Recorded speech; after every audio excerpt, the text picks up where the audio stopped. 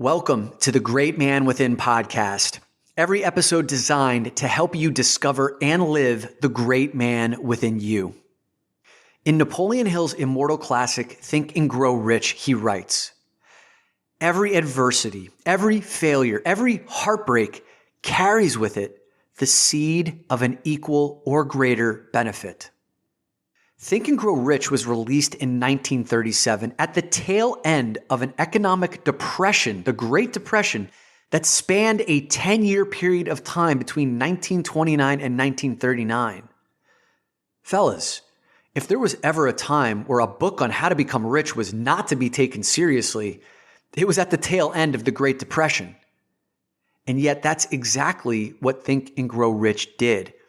That book provided hope and inspiration and practical guidance to millions of people who had been beaten down over the better part of a decade, whose lives were in shambles, who were just looking to pick up the pieces and reassemble to find some semblance of normal again. Our world has never seen a depression of that sort before or since, and still, humanity found a way to not only survive that, but to thrive. That's why we are here today, living in one of the most exciting periods of time. And so I look back at that period and I see the mindset that Napoleon Hill cultivated, and through his own wisdom and his teachings, how that created a movement that on some level allowed people to pack up the pain, to pack up and pick up the pieces, and to become stronger as a result. That's why it is so very important for us as we are entering the battle of our time, where there's uncertainty and turmoil, and we don't know how long this is going to go on. It is so important for us to cultivate a powerful mindset on a daily basis, to take command of our mindset, because it's not just going to happen by accident. From this point forward, we are more than likely going to be receiving an onslaught of news that is not going to be favorable for us. And we have to prepare ourselves for that. And if we only hyper-focus on the negative news and we do not fortify our inner foundations, we're in for a tough journey, much harder than it needs to be. Of course, we need to be realistic, and also we need to be preparing ourselves to be in this for the long haul. And that's why today's conversation is about how to take control, take command of your mindset with a particular emphasis on one arena that's super potent and powerful, which is gratitude. And we're going to get into that in a minute.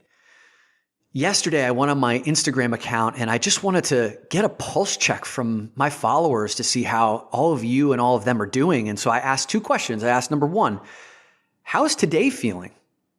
And I gave them two answers that they could choose from. Either today's feeling like a typical Monday, or today feels a bit surreal. 84% of the people who responded said today is surreal. That's not really too surprising because we just haven't had a day like that before. The second question I asked is, how are you adjusting to this transition? Either A, I've arrived already, or B, I'm still landing. 55% of the responses came in, I'm still landing. And I'm in that category too. I'm still finding my way into this new normal. I was surprised it's only 55%. I was expecting 70 or 80%. If you feel like you've already arrived, awesome. And then consider reaching out to those who may be feeling a little bit of a bumpier transition. What we are on the precipice of is a potentially prolonged period of time of uncertainty and turmoil. And there's also remarkable opportunity for us to fortify our inner foundations and to see what we are made of. And so this one area that we're going to focus on today about taking command of your mindset is focused on gratitude. Now, before I get into the story I want to share with you, let's do a disclaimer. You may not be feeling particularly grateful right now. And maybe you've even had some people try to force feed you to be grateful or to look for the silver lining or to count your blessings before you're ready. And you may want to smack around those people a little bit. I understand that sentiment because yesterday I wasn't feeling particularly grateful when I woke up.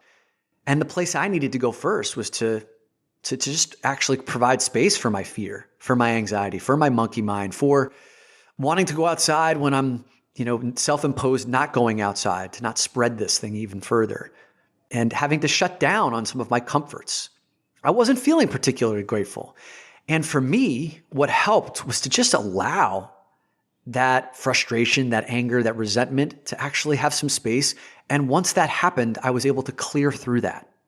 And then I was able to see the areas in my life where I am grateful. So for you, wherever you are, it's okay right now. And when you find that maybe these feelings of frustration or resistance are no longer serving you and you're ready to move forward, then I encourage you to listen to this story. About 6 or 7 years ago, I was in a program called Strategic Coach, which is a program for entrepreneurs that teach us how to double our income and double our free time. And we had a mentor by the name of Lee Brower. And if you've ever read the book, The Secret, Lee Brower is one of the men featured in there. So this is a guy with tremendous wisdom and insight. He's been one of the most influential mentors of my life. He was actually the one who introduced me to Napoleon Hill's work and Outwitting the Devil, which is the #1 most impactful book of my life. Now, it was within the first year of this program, I was getting to know the rest of the attendees, like other people like me who'd signed up. There was this one guy, let's call him John. Have you ever met someone that you might classify as an energy vampire? Right? Like this is the kind of person who just seems to have a dark cloud hanging around them. This particular person, like I'm saying, we're calling him John, happened to see the negative in everything. A lot of cynicism, right? Passive aggressive. Every time I walked away from him, I felt a little bit gutted inside. And I have compassion for this man. I have compassion for whatever life conditions that created this particular version of him. And at the same time, wasn't necessarily inclined to hang out with him. So I would always wait for him to sit down. So I would find a spot at a table across the room so I could protect my energy. It's just how it went. So one day, John raises his hand in the workshop and he says to Lee, I've got a problem. I run a business that's quite successful in Los Angeles. I'm a CPA. I run a CPA practice. It makes in the low to mid 7 figures. So John's doing quite well for himself. But he's having a problem retaining the talent in his business. And what he's found in doing a survey is that he's asked a very specific question to the people that work for him. And he said, on a scale of 1 to 10, I've asked what the culture is that I've created for my people. 1 being the lowest, 10 being the best culture environment where I feel totally lit up and alive to work here. And Lee said, okay, John, well, what did you score this year? And John was sheepish. He said, I scored a 1.5. I need help. And Lee said, John, I appreciate your honesty and candor. That couldn't have been easy for you to admit here. Let's talk about that. One of the things that I've gotten to notice about you is that one of your superpowers is your ability to see all of the things that could go wrong in the business, for your people, for your clients. You've been able to see around the turn. You're like a master chess player, 5, 10, 20 steps down the road, and you build contingency plans that create safety and security for many of your clients and also for your own financial well-being. The shadow side of that is that you're also probably quite insufferable as a manager and as a leader because you're always looking for what's wrong, and that can wear down on your people over a period of time. And I'm not surprised to hear that it's hard for you to keep your talent when you're probably picking apart the things of their behavior that are imperfect when 99% of their work is potentially awesome and they never hear about that from you. And it was one of those moments where there was like so much truth that the entire room just kind of dropped in and John folded back in his chair, just like allowing that truth to penetrate him. And to John's credit, he didn't fight it. He said, you're absolutely right, Lee. But what do I do about that? And Lee's like, oh, this is easy. I got the antidote for you, man. It's a training program. And John's like, what's that? And Lee goes, you are assigned a gratitude practice. And you could see John's face scrunch up a little bit. Like, what the hell? Like, what do you mean a gratitude practice? What's this gratitude practice? And Lee's like, it's quite simple. Every day from now on, you are going to write down 3 things, a minimum of 3 things that you are grateful for.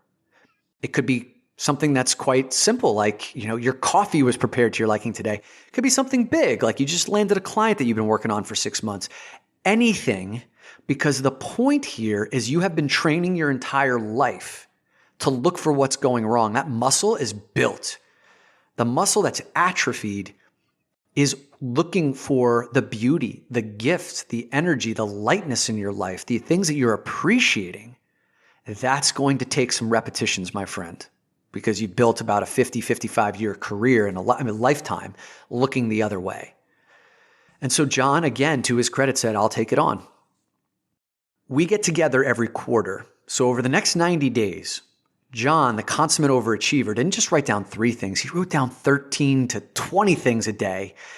And over a 90-day period, he accumulated close to a few thousand things that he was grateful for. And then when he flew from Los Angeles to Chicago to meet up with us again, he reread the 90 days of inventory that he'd accumulated. And on that flight, he was overwhelmed by how much gratitude that he'd banked. And when we saw him the next quarter, John was noticeably lighter. Like there was like some of the funk had like lifted off of him. There was something different. And each quarter that followed, John became someone entirely different. At the end of the year, John comes back into the program. He raises his hand and said, Lee, I want to follow up with you because after a year of doing this gratitude practice, I've noticed some significant shifts in my business. And I just polled my business, that same question I asked last year, on a scale of 1 to 10, the culture that I created for this environment, last year I was a 1.5. Do you know what I got this year? And we all leaned in. He said, I scored an 8.5. In a period of 1 year, he went from creating a culture that was a 1.5, where he was losing and hemorrhaging his top talent, to an 8.5. Now, the gratitude practice wasn't the only thing that he did over the course of that year to move the needle that much, but it was the can opener. Because as John started to attune his senses to what was going right and then speaking that, his people felt different. They felt empowered. When they felt recognized and empowered, they were inclined to contribute more. When they contributed more, their business did better. They felt more valuable.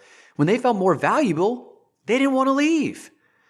And so John was sitting here like flabbergasted that not only do I feel better, my people feel better, our business results are coming in much better, our clients are happier, all because I trained differently.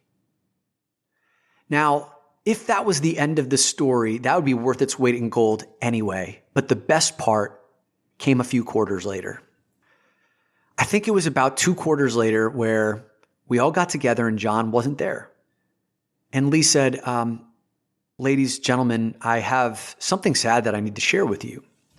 And it's a note that John wanted me to read to all of you. John said, hello, everyone, my friends at Strategic Coach. Today, I have been diagnosed with prostate cancer. It's not early stage. I'm a few stages down the road. And if I'd gotten this diagnosis a few years ago, this would have caused me to spiral out of control because my father died of cancer. And this would have been a woe is me death sentence for me because I would have thought that there was no way of surviving this. But instead, a few minutes ago, the doctor left this room after I have just been diagnosed with prostate cancer. And I've chosen to write down 10 things that I'm grateful for today. Lee went on to read those 10 things that he was grateful for, and I'll never forget one of them. John said, this morning, we woke up to a beautiful sunrise here in Los Angeles, and I invited my wife out to take a walk with me, where we held one another's hands, and I felt the warmth of the sun down on our skin and the warmth of her hand on my hand as we walked slowly together, appreciating the beauty of the life that we'd created for one another. A few quarters later, John came back in full remission, healthy as a horse. And what he shared with us was that the former John of 18 months ago, before he'd started this gratitude practice, getting that same diagnosis would have most likely been a death sentence for him, because he would have looked for all of the reasons why it was his time to go. Woe is me. This shouldn't be. Resistance. cracking out on all of the percentages of how he might not survive and convincing himself that he would be in that category. And he believes that his mindset of focusing on all the things that he was grateful for allowed him to show up, do the chemo treatment, take care of all of the things that he needed to take care of, and a strong desire to be here for the woman he loved, for the business that he loved. And that's exactly how it played out. John is healthy as a horse today, and so is his business, and he is thriving. For John, the power of a gratitude practice was life or death for him. That goes to show the power of cultivating an empowering mindset. Now, of course, I'm a big believer in science. Of course, I'm a big believer in not just mindset, but action and making sure that we're taking care of physically, mentally, emotionally, and spiritually. But one of the biggest components that we often overlook is how we train on a daily basis for what we choose to give our attention to. There are some people who could write you a laundry list of all the reasons why the world sucks.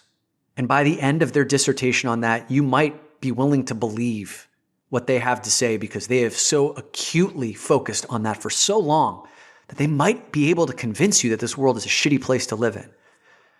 But I know of many more people who could write you endless lists of why this world is a beautiful place to live into and find evidence for that every single day. And by the end of their dissertation, you'd be convinced that there's no place or time that you would ever want to live.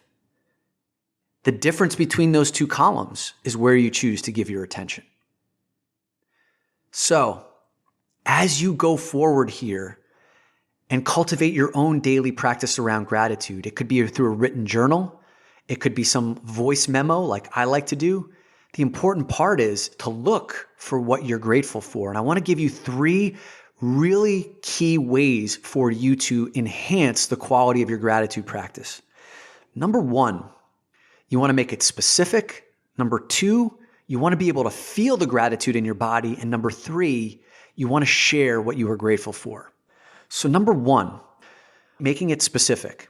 When I ask people what they're grateful for, I tend to get super general answers back, like, I'm grateful for my son's health.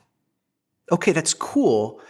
But when you go down a layer deeper and you make it more specific, I've then heard stories where it's like, I'm grateful for my son's health because when he was born, he was sick.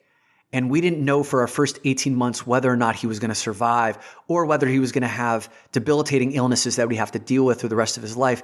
Now he's 5 years old. He's a healthy, happy child with no traces of illness. And my wife and I, every time we look at each other, we realize we did it.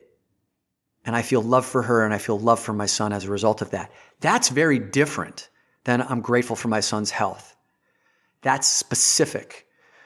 The second piece of this is so that you can feel it, right?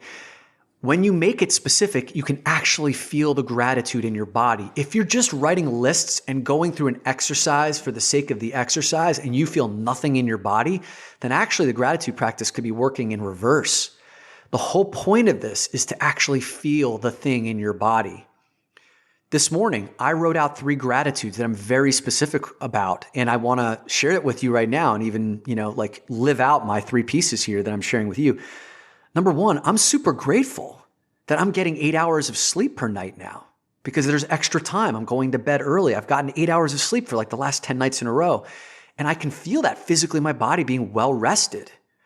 Number 2, my men's group who has met every single Monday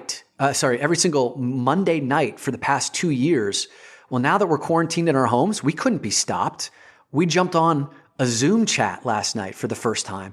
And a few guys who hadn't been in groups for the past few months because they've been across the country, we were able to get them back in the group. We had a beautiful session, especially for a few guys who were going through some really rough stuff last night. And I feel so lit up today that we were able to support one another. It was a brand new experience for us. It was beautiful. And number 3, my sister, who at the end of last year, had gotten unhealthy in terms of how out of shape she had been. She'd overeaten too much, and she decided that she was going to get her health back in order. And in the last 8 weeks, she lost 25 pounds.